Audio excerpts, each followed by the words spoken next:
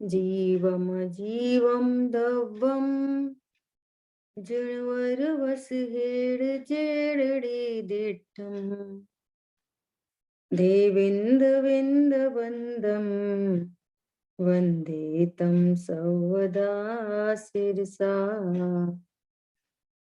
द्रव्य संग्रह जी ग्रंथ, और इस ग्रंथ में अपनी तीसरी गाथा और मूल ग्रंथ से अपन ने समझने की कोशिश की, और अब अपन गुरुदेव श्री के प्रवचन के माध्यम से इसका और भाव भाषण करने की कोशिश करेंगे। देखो पेज नंबर है 36। यदि कोई शेयर कर सकता है तो कर दें प्लीज, नहीं तो ठीक है, अपने अपने ग्रंथ में देखेंगे। देखो, जीव के 9 अधिकार कहे हैं, अब उनका विस्तार से विवेचन करते हैं। सबसे पहले जीव का स्वरूप कहते हैं। अब जीव की बात चल रही है। 9 अधिकारों में सबसे पहली बात किसकी आई? जीव की।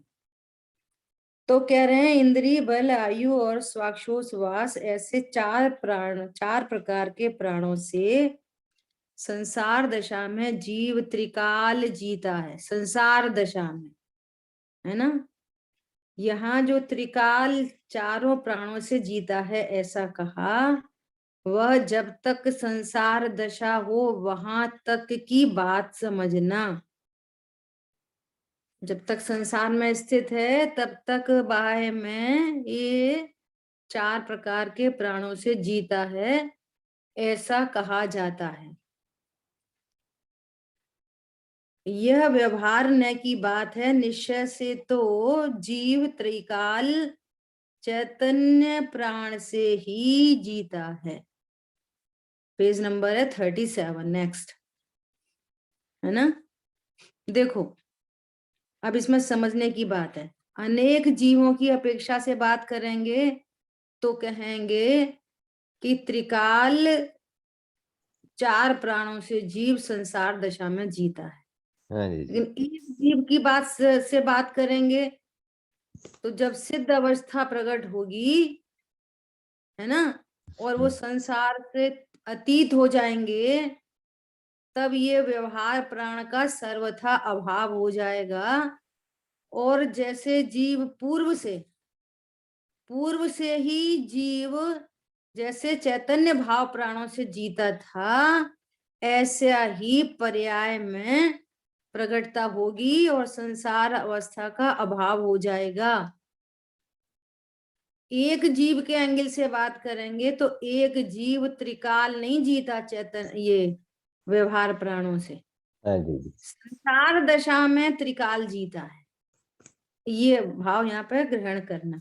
ठीक, देखिए इसमें बहुत सी बातें आ जाती हैं। जगत में जड़ इंद्रियां हैं, उन सब के साथ जीव का संबंध है, यह सब स्वीकार करने में आया।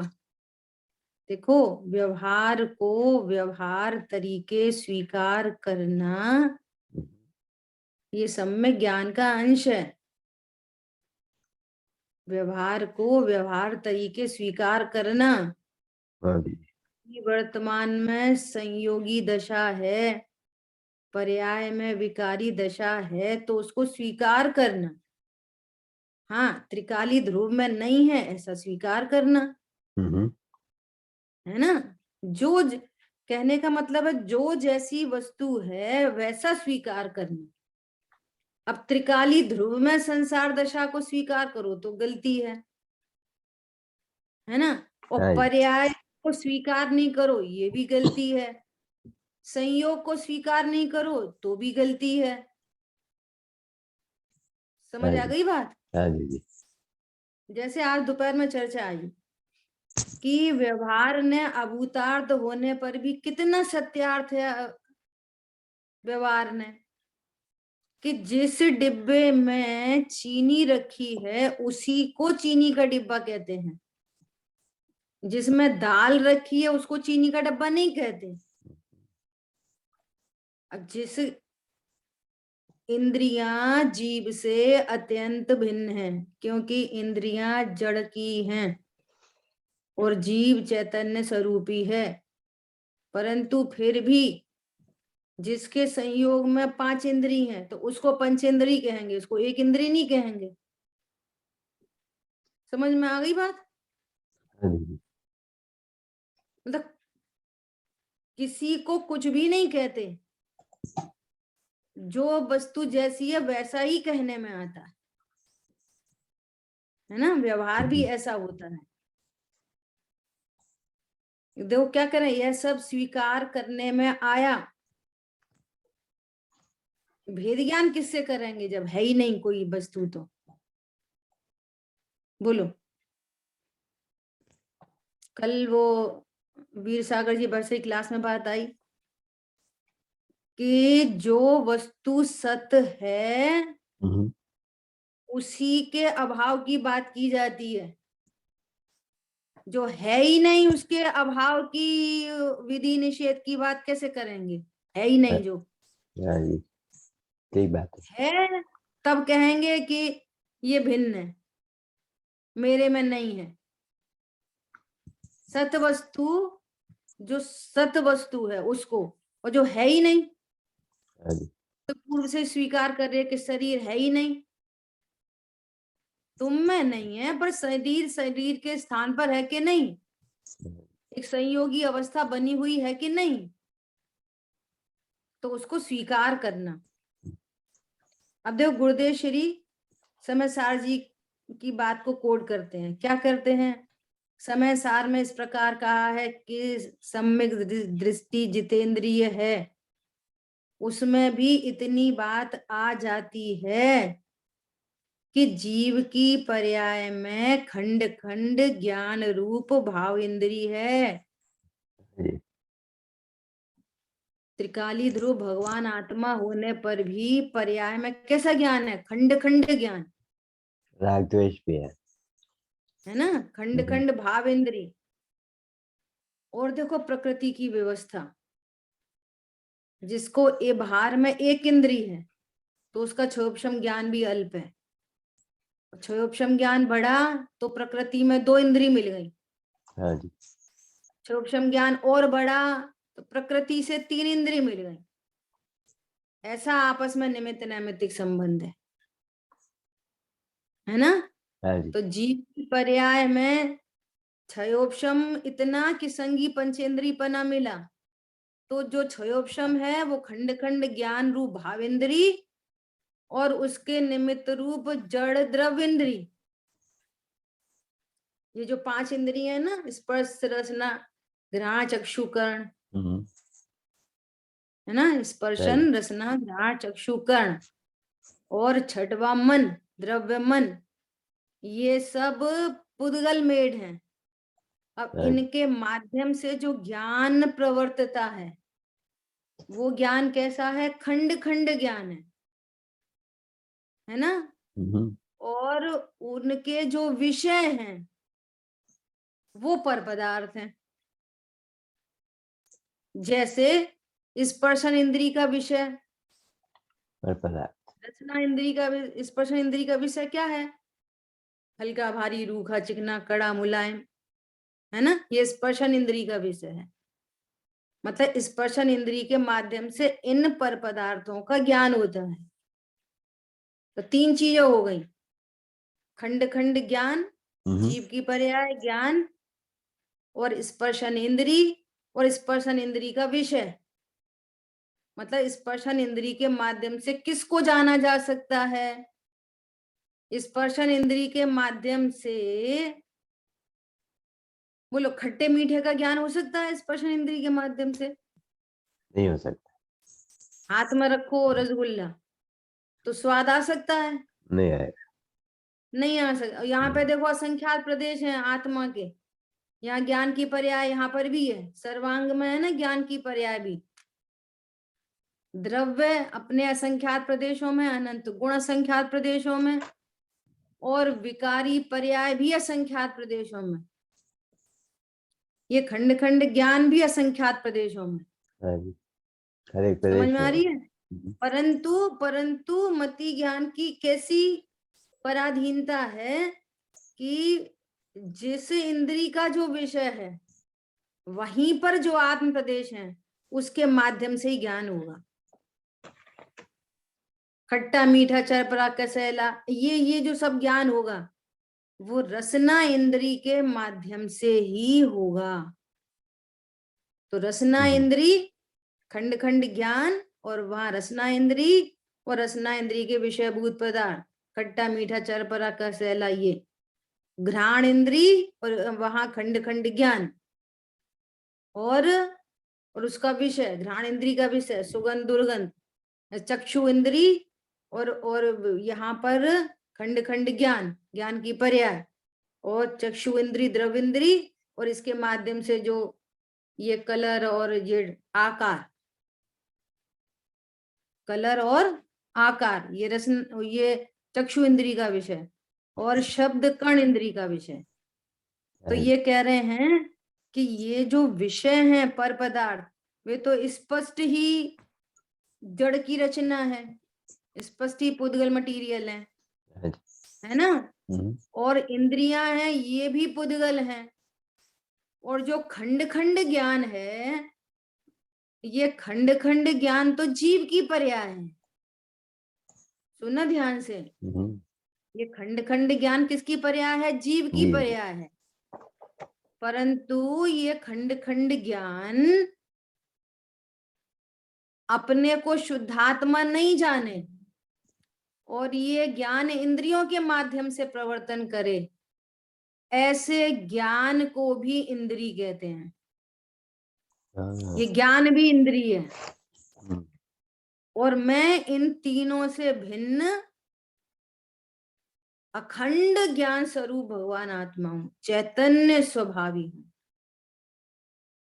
तो अभी क्या कह रहे हैं? इन सबको स्वीकार करे और वह तीनों से पार दूर अखंड चैतन्य स्वभाव को जाने तो वह स्वभाव के आश्रय से इंद्रियों को जीत कर जितेंद्रिय होता है। कैसे जीता इंद्रियों को? मैं अतीन्द्रिय महापदार्थ हूं, अर्थात मैं द्रव्येंद्री नहीं, भाव इंद्री भी नहीं और इंद्री के विषयभूत पदार्थ भी नहीं। ये इनकी नास्ती हो गई क्योंकि ये सब जड़ रूप हैं और मैं चैतन्य रूप हूं। तो मैं ये नहीं, मैं अतीन्द्रिय महापदार्थ हूं, अभेद अखंड ज्ञायक भाव हूं। जिस ज्ञान ने ऐसा स्वीकार किया उसने इंद्रियों को जीत लिया। समझ आई बात? और हम समझते हैं कि कम खाओ, कम छुओ, कम सूंघो, कम देखो, कम सुनो तो हमने इंद्रियों को जीत लिया। और स्पेशली हमने ऐसा खाना छोड़ दिया, ऐसा खाना छोड़ दिया तो हमने इंद्रियों को जीत लिया। हमने पर पदार्थों को छोड़ दिया, परिग्रह छोड़ दिया, सो हमने इंद्रियों को जीत लिया। ये इंद्रियों को जीतने का उपाय नहीं है, नहीं है। पर द्रव्य से मुझे लाभ होता है या हानि होती है, ऐसा जो पर द्रव्यों के प्रति राग द्वेष है, मूर्छा है ना, उसको छूटे बिना जितेंद्रियपना नहीं होता। मैं ज्ञान स्वरूप हूं, पर द्रव्य को भोग नहीं सकता, पर द्रव्य से मुझे कोई लाभ हानि नहीं होती, मैं द्रव्य इंद्रियों के माध्यम से मुझे ज्ञान नहीं होता। ऐसा स्वीकार करने पर जितेंद्रियपना प्रकट होता है। समझ आ गई बात? जितेंद्रियपना कैसे प्रकट होता है? मैं अतीन्द्रिय महापदार्थ हूं, मैं द्रव्य इंद्रिय के माध्यम से वस्तुओं को नहीं जानता, ज्ञेयों से ज्ञान नहीं होता, विषयों से सुख नहीं होता, विषय भोगों से प्रभुता नहीं होती, मैं स्वयं प्रभु तत्व हूं। तो दीदी, तो जो ज्ञान ये जानता है कि इंद्रियों से मुझे ज्ञान हुआ, उस ज्ञान को इंद्रिय कहा कि हाँ, ज्ञान का नाम उस इंद्रिय? ज्ञान को इंद्रिय कह रहे हैं, अच्छा, यही ज्ञान गजब की को। बात है। जो तो ज्ञान दीदी ऐसा, यहाँ ये ज्ञान को इंद्रिय बोला, वो नैगम नहीं से बोलेंगे ना, वर्तमान नैगम नहीं। अब कौन से नए से बोलेंगे वो आप समझो। वास्तव में जो ज्ञान पर को प्रसिद्ध करता है, पूजन में आता है ना, शुभाशुभ की जड़ता तो दूर, पराया ज्ञान जहां पर की है। जो ज्ञान आत्मा का होने पर भी आत्मा को प्रसिद्ध नहीं करे और पर पदार्थों की प्रसिद्धि करे, वो ज्ञान किस मतलब का? ऐसे भजन भी बना है ना, वो ज्ञान कहो किस मतलब का जिसमें गायक का ज्ञान नहीं। वो ज्ञान नहीं, नादानी है जो परवश होकर बहता है। कैसी कैसी चर्चाएं आ रही हैं जिनागम में, पुण्य पाप अधिकार में आचार्य भगवान कह रहे हैं कि ऐसा ज्ञान नपुंसक है। क्या बोला? ये ज्ञान नपुंसक है जिस ज्ञान में आत्म लाभ नहीं है, जो सर्व कर्म कांड को जड़ से उखाड़ के फेंक नहीं पाता है, जो पाप को बुरा और पुण्य को भला जान रहा है। समझ में आ रही है? सामायिकी की प्रतिज्ञा करके भी अज्ञान से स्थूल पाप परिणाम को छोड़कर स्थूल शुभ परिणामों में प्रवर्तते हैं, और वे स्थूल शुभ परिणामों को ही मोक्ष का कारण जानते हैं। प्रतिज्ञा की, सामायिकी की प्रतिज्ञा की कि मुझे अब संसार से मुक्त होना, ऐसी प्रतिज्ञा करके भी शुभ भाव का पक्ष नहीं छोड़ पाते। शुभ को भला जानते हैं और अशुभ को बुरा जानते हैं। क्या करके भी? सामायिकी की प्रतिज्ञा लेकर भी। हाँ जी, प्रतिज्ञा करने के बाद। बात है बहुत। वो ज्ञान अलर्ट नहीं हो पा रहा, उठ नहीं पा रहा वहां से। जैसे कोई मदिरा पान करके उठने की कोशिश कर रहा है, पर इतना लड़खड़ा रहा है कि वो उठ नहीं पा रहा। ऐसे ये ज्ञान इतना लड़खड़ाता है, वो शुभ भाव भी नहीं करें। ये लड़खड़ाना है, ये अपने को अकर्ता ज्ञायक की स्वीकृति नहीं आ रही है। शुभ अशुभ भाव दोनों एक कोटि में नहीं जा रहे हैं। अभी यार कोई बोले आप तो बहुत मंद कषाई जीव हो, तो ऐसे अंदर से ऐसे खुशी होती है कि जैसे मुझे भगवान आत्मा ही कह दिया। बोलो। इसलिए यहाँ पर कह रहे हैं वो ज्ञान भी इंद्रिय है। 3 प्रकार की इंद्रिय, और तीनों प्रकार की इंद्रियों से भिन्न जो अपने को अतीन्द्रिय जानता। या पिछले भी एक ऐसी कुछ प्रसंग बना था ना, तो अपन ने इसको याद किया था। वही नैगम्य वाली चर्चा आई थी वहां वो आई थी दीदी, वो सिद्ध को क्रोध बोल दिया ना, सिद्ध को, वो वाली हाँ बात आई। हाँ, है ना। देखो अभी क्या बोलते हैं कि जीव का स्वभाव त्रिकाल चैतन्य प्राण रूप है। त्रिकाल चैतन्य प्राण रूप, वह तो इंद्रियों से अगोचर है, इंद्रियों के माध्यम से जाना नहीं जा सकता। उस अतीन्द्रिय चैतन्य प्राण के प्रतिपक्ष रूप ऐसा छायोपशम्य के इंद्रिय प्राण है, उससे जीता है, इसलिए व्यवहार से जीव है। देखो, जीव का स्वभाव अपार अनंत वीर्य है। स्वरूप कैसा है? अनंत बल का धारी है।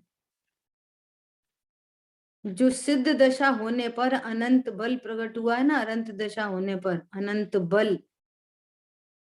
पहले तो ये वाली बात हमेशा निश्चय कर लेनी चाहिए कि जो सिद्ध अवस्था है वो ऐसी अवस्था है जैसा द्रव्य स्वभाव है वैसी पर्याय प्रकट हुई है। समझ आ रही बात? जो पर्याय में अनंत बल प्रकट हुआ है, ऐसे अनंत बल प्रकट होने की शक्ति रूप द्रव्य है। अनंत काल तक अनंत बल प्रकट होता रहे, ऐसी शक्ति का धारी द्रव्य है। और हर पर्याय में नया अनंत बल प्रकट होता है, अनंत काल तक अनंत बल। ऐसी त्रिकाल शक्ति होने पर भी कल चर्चा की थी, पुद्गल की शक्ति का भान है, एक एटम बम तहस नहस कर दे, लेकिन अपनी शक्ति का भान नहीं हो रहा। हम क्या जीव हैं, हम क्या जीव हैं, ऐसा मरा मराया जीव है, हैं? बोलो, अनंत बल का धनी, और तो भी मन बल उसके अनंतवां भाग, डिवाइडेड बाई अनंत। बोलो, जीव का स्वभाव अपार अनंत वीर है। अनंत वीर रूप बल प्राण जीव में त्रिकाल है, शक्ति रूप से है। वो तो पर्याय में प्रकट हुआ, और द्रव्य में तो उसकी शक्ति है, शक्ति है उसकी। परंतु संसार दशा में उसके अनंतवे भागहीन परिणमित हुआ। ओहो, अनंतवे भागहीन परिणमन, डिवाइडेड बाई अनंत, इतना हीन परिणमन हो रहा है। बोलो, वो मन बल, वचन बल और काय बल है। सब बोलते हैं ना सेल्फ कॉन्फिडेंस, सेल्फ कॉन्फिडेंस। क्या होता है सेल्फ कॉन्फिडेंस? सेल्फ का तो पता नहीं, ये काय बल के एंगल से समझते हैं कि मैं तो बहुत बलशाली हूं, मुझे सेल्फ कॉन्फिडेंस है, आई कैन डू इट। काय बल से, काय बल हमारा बल नहीं है, वचन बल हमारा बल नहीं है, मन बल हमारा बल नहीं है, पुद्गल है। और हाँ, और दूसरी बात, जो काय बल वो पूरी संरचना वैसी होती है ना, और कर्म फिलॉसफी में भी है सहनन आदि, है ना, कैसा सहनन होता है जीवों को। तो भैया वो सहनन कर्माधीन है, वो तुम्हारे किए नहीं हो रहा, ऐसा सहनन लेके जन्मा है, तब वो सहनन की बात है। और वो सहनन खाने पीने योगा प्राणायाम से नहीं डेवलप होता, उस जाति का, उस जीव को कर्म बंधा हुआ है। समझ में आ रही है बात? उस जाति का, उस जीव को वैसा वैसा कर्म बंधन है, वो कर्माधीन है। अभी कर्म प्रकृति इधर उधर हो ना, अभी पाप प्रकृति बंध जाए और वो कर्म प्रकृति इधर से उधर हो, तो सब काय बल सब धरा रह जाता है। बोलो, कितना बड़ा एथलीट हो और अभी ब्रेन हेमरोज हो जाए, पैरालिटिक अटैक पड़ जाए, अस्थिर नाम कर्म की प्रकृति का उदय आ जाए, तो क्या करेगा एथलीट? वो कुछ नहीं कर पाए। बोलो, कुछ नहीं कर सकता। इसलिए वो हमारा बल है ही नहीं, तो जो चीज हमारी नहीं उस पर कैसा इतराना, कैसा कॉन्फिडेंस, किस बात का कॉन्फिडेंस? और पता चले कि वो कर्माधीन विनाशी है, तो उसके प्रति राग द्वेष उत्पन्न नहीं होंगे। और अपने अनंत बल का पता चले, ओहो मेरी पर्याय में भी ऐसी प्रभुता प्रकट हो, तो हमारा जो काम होगा वो किस डायरेक्शन में होगा? अपनी प्रभुता के डायरेक्शन में, न कि दूसरे की प्रभुता डेवलप करने में। और डेवलप करने से वो होती नहीं है, वो दिखाई देती है कभी निमित्त नैमित्तिक संबंध से। समझ में आ रही है बात? बहुत बहुत सुंदर।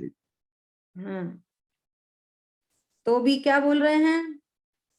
देखिए, मन वचन और शरीर तो जड़ हैं, और उस निमित्त की ओर के झुकाव वाला वीर भी अनंत वे भागहीन परिणमित हो गया। उस बल प्राण से जीता है, वह व्यवहार से जीव है। निश्चय से तो अनंत वीर रूप बल प्राण से जीता है, वह जीव है। देखो अपनी महिमा आ जाए। कल अपन ने बहुत चर्चा की थी, गुण क्यों बताए जा रहे हैं। ये अनंत वीर महिमा। वीर गुण की बात की जा रही है, क्यों बताई जा रही है। मैं ऐसा अनंत वीर संपन्न जीव हूं। मेरी महिमा आती।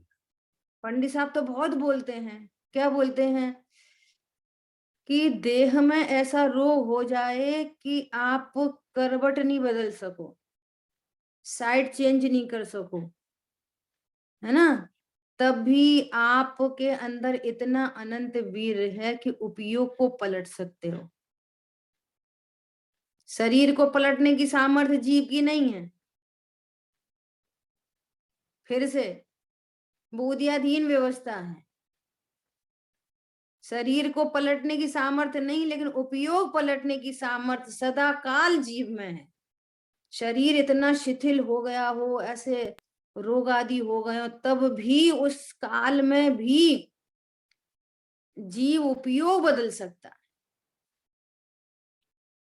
दीदी उसी काल में प्रसन्न हो सकता है। दीदी आप जब कहते हो कि जीव उपयोग बदल सकता है, तो समझो कि हम बहुत बीमार हो और हमें बहुत तकलीफ हो रही हो, तो हम अपने मन से इतना ताकत लगा सकते हैं कि हम उस तकलीफ को फील महसूस ना करें। हाँ बिल्कुल बिल्कुल बिल्कुल कर सकते हैं, 100% कर सकते हैं, वो कैसे? बशर्ते आपको पूर्व में, इसलिए बोला जाता है बार बार, इसलिए बार बार अपन तो ये बार बार बोलते हैं, शांति के काल में तत्व निर्णय करना कर्तव्य है। शांति के काल में, शांति के काल में आप तत्व निर्णय करोगे जब शरीर सब स्वस्थ है, हर ओर से कोई टेंशन नहीं है।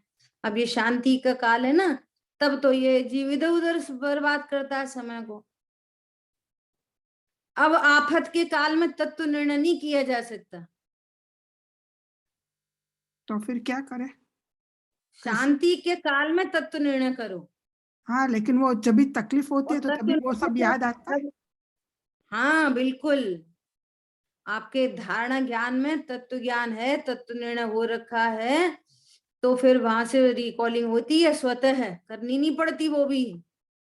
तो शायद यही चाबी है कि अंतिम समय में भी हम अपने मन की स्वस्थता रख सके, हाँ भगवान का नाम ले सके, गुरुदेव की बात याद कर सके। बिल्कुल बिल्कुल। जी। देखो अभी अपन मैच करो वर्तमान योग से, कि सीता जी ने शांति के काल में महल में रहते हुए वेद विज्ञान की कला सीखी, सम्यक्त प्रकट किया था, और महल से भिन्न अपने को सुख स्वरूप ही अनुभव किया था कि ये महल की सुख सुविधाएं जो लोक में कही जाती हैं, ये कोई सुखी होने का उपाय नहीं है। मेरे अंतरंग में जो एक सुख की धारा चल रही है, वो स्वभाव की सन्मुखता से चल रही है। तो महल सुख का कारण नहीं। जिस जीव ने ऐसा निर्णय पूर्व में किया, अब कर्म का प्रसंग आ गया, वो तो पहले से बात चल रही है, कर्माधीन विनाशी है बाहर की चीजें सारी। अब उदय बदला तो जंगल का प्रसंग बन गया। तो अब जंगल का प्रसंग जब बन गया, तो पूर्व से भेद विज्ञान था, पूर्व से शांति धारा चल रही थी अनंतानुबंधी के अभाव रूप। जिसको महल से राग नहीं होगा, तो उसको जंगल से द्वेष नहीं होगा। जिसको स्वस्थ शरीर से अभी राग नहीं है, अभी मैं तो स्वस्थ हूँ, मेरे आनंद का राज क्या है, मैं एकदम स्वस्थ हूँ। किसी ने बोला अरे भैया सुबह उठ के टैबलेट खानी पड़ती है, हमको थायराइड है, कोई कह रहा हमारे को क्या बोलते हैं ब्लड शुगर है, कोई कह रहा है कि हमको बीपी की प्रॉब्लम है। तो ये सब लोग सुबह उठ के सबसे पहले टैबलेट खाते हैं। अब ये कह रहा है कि भैया अपन तो कोई टैबलेट नहीं खाते, हम तो बिल्कुल स्वस्थ हैं। तो ये शरीर के बल पर जो जीव सुख की कल्पना कर रहा है, और कर्म का उदय बदलने पर जब शरीर में रोग आदि हो गए तो वो नियम से दुखी होगा ही होगा, उसको कोई नहीं बचा सकता। अब तुम बोलो चलो भैया डमोकार मंत्र पढ़ो, डमोकार मंत्र पढ़ो, तो पढ़ लो डमोकार मंत्र। जी मैं सार जी की छठ भी गाथा याद करो, हूँ क्या एक छू क्या एक छू, तो कुछ नहीं होने वाला उससे। तो दीदी हम अपनी जो शरीर की स्वस्थता है वो मेरी स्वस्थता नहीं, जो शरीर का रोग है वो मेरा रोग नहीं। शरीर को मैं पने से स्वीकार करना अनंत दुख का कारण है। शरीर में रोग हो निरोग हो, अभी रहे चाहे अभी जाए, मैं तो अविनाशी स्वरूपो हम, जी वो मैं समझ अशरीरी गायक हूँ। तो दीदी वो समझती हूँ कि ये पुद्गल की पर्याय में होता है, सर दर्द करता है, तो जो भी होता है, लेकिन फिर भी सहन करने की हर एक की अपनी अपनी ताकत होती है। तो मेरे से तो कुछ भी सहन ही नहीं होता इसलिए है। क्या कह रहे हैं, सहन नहीं करना आपको, आपको भेद ज्ञान करना है। कैसे करे जब इस सर सहन में नहीं इतना करना दर्द है, हो तो। सहन नहीं करना, भेद विज्ञान करना है। भेद ज्ञान करते करते कषाय शक्तिहीन होती है और कषाय शक्ति मिटती है, तो उस कंडीशन में भी फिर आनंद होता है। जी दीदी ये सहन बहुत नहीं करना, है मेरे लिए। सहन मेरे नहीं को ये करना। बहुत जरूरी है मेरे लिए। ये तक सबके लिए जरूरी है, आपके लिए नहीं, हमारे लिए भी जरूरी है। नहीं, लेकिन मैं बहुत सॉफ्ट सबके हूँ, लिए मेरे से कुछ जरूरी है। सहन नहीं होता है। सर दर्द भी हो गया तो मेरे को ऐसा होता है कि अरे हाँ, भगवान। तो क्या बोलते हैं, सहन नहीं करना।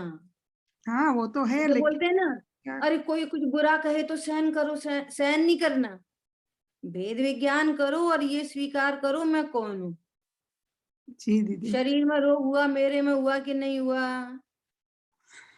नहीं मेरे में मेरे में, नहीं हुआ, पुद्गल में हुआ। में पुद्गल में हुआ।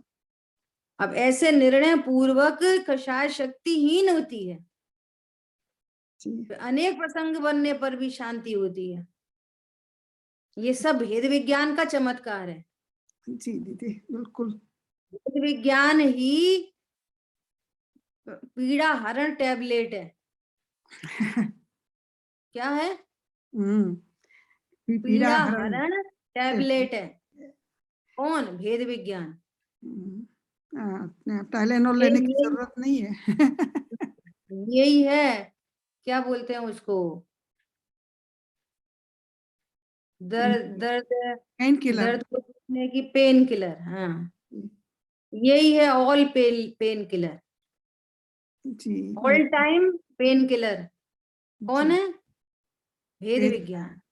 जी। देखो, ऑल टाइम पेन किलर क्यों है, अपन इस पे थोड़ी सी टेक्निक पे चर्चा कर रहे हैं। जी टेक्नोलॉजी क्या चलती है अंदर। हाँ जी। देखो, है तो भगवान आत्मा, ठीक है तो कौन? भगवान आत्मा, जीव, और ज्ञान श्रद्धा चारित्र की तीन पर्याय उत्पन्न हो रही हैं। अब ज्ञान बोल रहा है मैं इंद्रिय वाला हूं, मैं शरीर वाला हूं, तो इस अज्ञान से मोह होता है, और मोह होने पर राग द्वेष की उत्पत्ति होती है। ये जो राग द्वेष है ना, चारित्र गुण की विकारी पर्याय, ये दुख है एग्जैक्टली। जी जी बिल्कुल। और इस दुख का कारण, अभी आपके सिर में दर्द होता है, हम्म उदगल में दर्द होता है, ये चारित्र गुण की विकारी पर्याय दर्द है। जी बिल्कुल। सिर में तो परिणमन हुआ, और ज्ञान ने जाना मेरे सिर में हो रहा है। ज्ञान ये नहीं कह रहा मैं गायक हूं, ये बोल रहा मेरे सिर में दर्द हो रहा है। सिर में दर्द नहीं होता, मैं सिर हूं, ऐसे ज्ञान विश्वास से ये मिथ्याचारित्र रूपी दर्द उत्पन्न होता है। दर्द आत्मा की अमूर्तिक पर्याय है, जी इसको लेना। इसका विधाता है अज्ञान, त्रिकाली ध्रुव भी अज्ञान। और जहां ज्ञान सम्यक हुआ, तो सम्यक होने पर ये अनंतानुबंधी दुख, ये दुख उत्पन्न ही नहीं होता। भेद विज्ञान के बल से दुख उत्पन्न नहीं हो रहा, शरीर में परिणमन हो रहा है लेकिन दुख नहीं उत्पन्न हो रहा। अनंतानुबंधी जाति का, अप्रत्याख्यान आदि जाति का दुख हो सकता है, लेकिन उसमें बहुत ताकत नहीं होती। और हम क्या करते हैं, हम ये करते कि सहन कर लो। अज्ञान तो वहीं का वहीं रखा है, अभी भी अपने को भेद रूप जानकर सहन कर रहे। समझ में आ रही है? हूं जीव और समझ रहे हैं शरीर। अब उत्पन्न हो रहा है दुख, अब कह रहे हैं सहन करो। यहाँ कह रहे हैं भेद विज्ञान करो तो वो दुख उत्पन्न ही ना हो, और अनंतानुबंधी के अभाव रूप शांति धारा चलती जाए, चलती जाए, चलती जाए, चलती जाए। मेरे को इसमें जरा बोलो। और मेहनत करनी पड़ेगी, ऐसा सोच के करती रही हूँ, लेकिन कुछ ये मेहनत एक करनी है कि मैं कौन हूँ, और दूसरी कोई मेहनत नहीं करनी। मेहनत एक ही होनी है, मैं ज्ञान स्वरूप हूँ, मैं स्त्री पुरुष नहीं, मैं देह नहीं, देह का परिणमन मेरा परिणमन नहीं, देह के किसी परिणमन से मेरा अच्छा बुरा होता नहीं। मेरे ज्ञान में ये मात्र झलक रहा है, इससे मुझे दुख नहीं हो रहा। इसका लक्ष्य करने पर, इस रूप अनुभव करने से दुख होता है। देखो नार की जैसी परेशानी तो नहीं है ना अपन को अभी यहाँ पर। हाँ, वो तो मेरे को सुन के ही घबराहट होती है, कैसा इतना दुख अब पड़ता सुनो, है नरक में। बाहर नारक कृत दुख भोगे, अंदर सुखरस घटा घटी। हाँ वो, लेकिन मेरे को ऐसा एग्री, लेकिन मेरे को दिमाग भारी में आता नहीं। दृष्टि में चैतन्य मूर्ति भगवान आत्मा बसा हुआ है। अब बस आनंद धारा चल रही है, बाहर में लड़ाई झगड़ा हो रहा है और अंदर में आनंद धारा चल रही है। बिल्कुल। कल बात आई थी, दिखते हैं मुनिराज, दिखते हैं जंगल में, रहते हैं अंदर में। क्या हमको दिख रहे हैं? हम कह रहे हैं कि मुनिराज वनवासी हैं, वे तो चैतन्यवासी हैं। जी। ऐसे हम दिख रहे हैं घर में। हम क्या कर रहे हैं? हम दिख रहे हैं घर में। जी। कोई कह रहा है मम्मी, कोई कह रहा है दादी, कोई कह रहा है बुआ, कोई कह रहा है चाची, कोई कह रहा क्या। लेकिन हम, मेरा ज्ञान तो अपने आप को भगवान आत्मा ही अनुभव करता है, निरंतर निरंतर। दीदी, कृपालु देव को जब किसी ने पूछा कि कृष्ण भगवान अभी कहाँ है, तो वो प्रश्न पूछने वाले को थोड़ा विवाद खड़ा करना था कि अगर बोले नरक में है तो फिर कुछ विवाद करे। तो कृपालु देव ने जवाब दिया कि वो अपने आत्मा में है। तो वही बात है कि मुनिराज अपने आत्मा में ही है, जंगल में कहाँ है। और हम भी घर में नहीं है। बात तो गजब की ये है। हाँ। क्या बोला? हम भी कहाँ हैं? देह देवल में देव है, और वस्तु अपने द्रव्य क्षेत्र काल भाव में ही रहती है, पर क्षेत्र में जाती ही नहीं है। चीनी कहाँ रखी है? डिब्बे में कि थैली में? कहाँ रखी है चीनी? लॉजिक है। चीनी अगर डब्बे में हो तो डिब्बे का मीठा होने का प्रसंग बन जाएगा। डब्बा तो मीठा कभी होता नहीं, इसलिए डिब्बे में रखी हुई चीनी अपने ही क्षेत्र में रहती है, डब्बे के क्षेत्र में नहीं जाती। चली गई होती तो डिब्बा मीठा हो जाता। इसलिए प्रत्येक वस्तु स्वद्रव्य क्षेत्र काल भाव में ही रहती है। मैं भी मेरे स्वद्रव्य क्षेत्र काल भाव में रहता हूँ। व्यवहारने से कहा जाता है कि देह में रहता हूँ। देह का परिणमन और मेरा परिणमन एकदम भिन्न है। देह का परिणमन स्पर्श रस गंध वर्ण रूप है, मेरा परिणमन ज्ञान दर्शन चारित्र रूप है। देह का परिणमन मेरा परिणमन नहीं है। हाँ, देह के परिणमन का मुझे ज्ञान अवश्य होता है, पर वो ज्ञान दुख का हेतु तब बनता है कि जब वो उस रूप अपने को अनुभव करता है। भगवान आत्मा होने पर भी अपने को देह रूप अनुभव करने वाला ज्ञान दुख में हेतु बनता है, और अपने को आत्मा अनुभव करने वाला ज्ञान देह में कैसी भी विपरीत परिस्थिति आए, परिस्थिति है वो स्वस्थिति नहीं है, प्रसन्न रहता है। समझ आ रही बात? एकदम राइट और क्लियर इक्वेशन है। हाँ जी, हाँ जी दीदी, थैंक यू। ऐसा एक्चुअली जीव है ना, राइट वे पता हो पहले तो, ये बहुत इंपॉर्टेंट है। अपने मन से उपाय बना रहे, भगवान क्या कह रहे वो नहीं सुन रहे, अपने मन से ही उपाय चल रहे हैं। तो टोडरमल जी कह रहे हैं यदि तेरे उपाय सार्थक होते तो तू अभी तक सुखी नहीं हो गया होता। इसलिए अभी अपने सारे उपायों पर ताला लगा के चाबी समुद्र में फेंक दो और एकांत रूप से इन उपायों को एक बार फॉलो करके देखो। क्या बोला? एकांत रूप से बिल्कुल डॉट टू डॉट फॉलो करो, ये भगवान जैसा कह रहे हैं। सुखी नहीं हो तो गारंटी है, ऐसी बात है। चलो आगे पढ़ते हैं, देखो क्या बोल रहे हैं। तो कितनी गजब की बात कर रहे हैं। मन वचन और शरीर तो जड़ हैं और उस निमित्त की ओर के झुकाव वाला वीर भी अनंत वे भागहीन परिणमित हो गया। उस बल प्राण से जीता है, यह व्यवहार से जीव है, निश्चय से तो अनंत वीर रूप बल प्राण से जीता है, वह जीव है। अभी जीव की स्थापना चल रही है, बस द्रव्य गुण पर्याय वाला जीव। अभी ध्रुव और पर्याय वो सब मैटर नहीं चल रहा, अभी तो सिर्फ जीव की सत्ता है, इसको स्वीकार करो, इतनी बात है। शुद्ध निश्चय से तो जीव अनादि अनंत शुद्ध चैतन्य प्राण से जीने वाला है। देखो अनादि अनंत है, जिसकी आदि नहीं है तो फिर जन्म कैसे करें, और जिसका अंत नहीं है उसका मरण कैसे करें कहें। तो भी संसार दशा में अपने अनादि अंत स्वरूप को न जानकर ये बार बार सादी शांत आयु को धारण करना पड़ रहा है। देखो कितनी मजबूरी है, सोचो।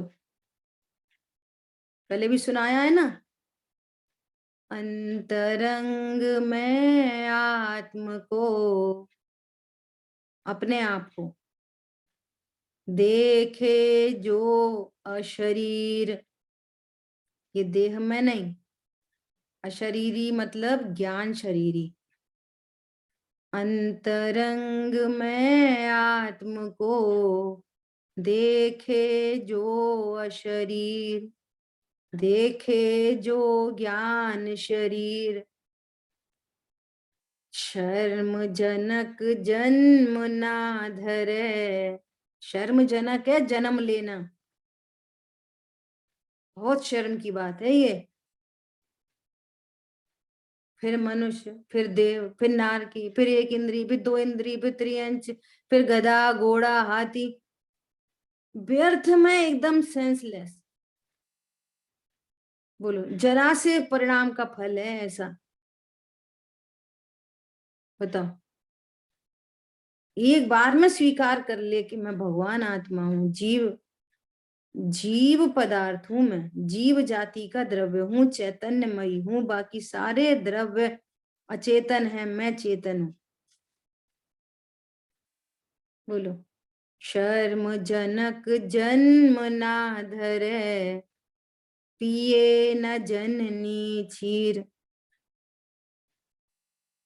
ये आयु बंद होना शर्म जनक है। बोलो क्या बोल रहे हैं।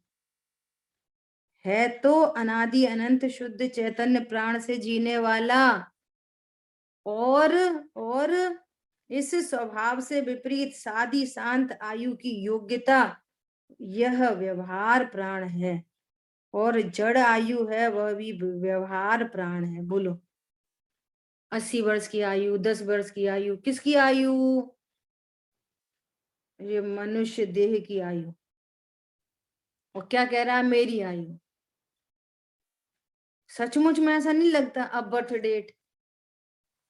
डेट है कि ये मनुष्य पर्याय का एक एक क्षण बीत रहा है, अब थोड़ा काल बच रहा है मनुष्य पदेह का, और हम सेलिब्रेशन कर रहे हैं कि अब हम 70 साल के हो गए, 60 साल के हो गए, 55 साल के हो गए, कि इतना तुमने समय व्यर्थ गंवा दिया। ऐसा क्वेश्चन मार्क नहीं खड़ा हो रहा खुद के प्रति?